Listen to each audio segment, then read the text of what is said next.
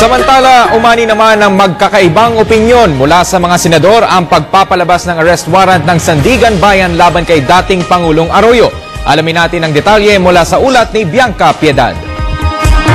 Muli na namang napatunayan na walang sino man ang makakalusot sa batas sa paglalabas ng Sandigan Bayan ng arrest order laban kay dating Pangulo at ngayon Pampanga Representative Gloria Arroyo. Kaugnay pa rin ito ng kasong plunder na isinampa kay CGMA dahil sa umano'y paggamit nito ng pondo ng Philippine Charity Sweepstakes Office sa maanumalyang intelligence funds na inaprubahan nito. Ayon kay Senador Chafisto Gengona III, napatunayan na malakas ang ebidensya na inihain ng Senate Blue Ribbon Committee tungkol sa PCSO fund scam. Hindi rin naman anya itinanggi ng dating Pangulo ang partisipasyon nito sa paglalabas ng malaking halaga ng PCSO fund na isiniwalat ni dating PCSO General Manager Rosario Oriarte.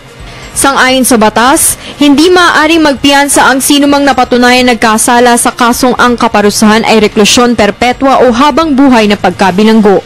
Gayunpaman pinayuhan ni Senador Gengona na mag-issue na ng whole departure order laban kay CGMA dahil na rin sa kilala ito sa pag-iimbento ng mga dahilan upang makatakas sa kinakaharap ng mga kaso. Samantala, agad na rin naghain ng motion for reconsideration ang mga abogado ng dating Pangulo kaugnay sa kasong plunder na isinampa ng Sandigan Bayan.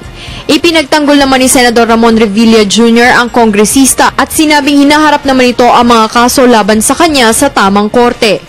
Ayon pa sa senador, kasalukuyang nakikipaglaban sa sakit si CGMA kung kaya marapat lang aniya na bigyan ito ng atensyon ng korte. Nilinaw naman ng senador na hindi niya sinasabing ipagwalang bahala ang kaso ng dating Pangulo, ngunit sana daw ay bigyan ito ng konsiderasyon habang hinaharap niya ang mga ito. Para sa Telebisyon ng Bayan, Bianca Piedad.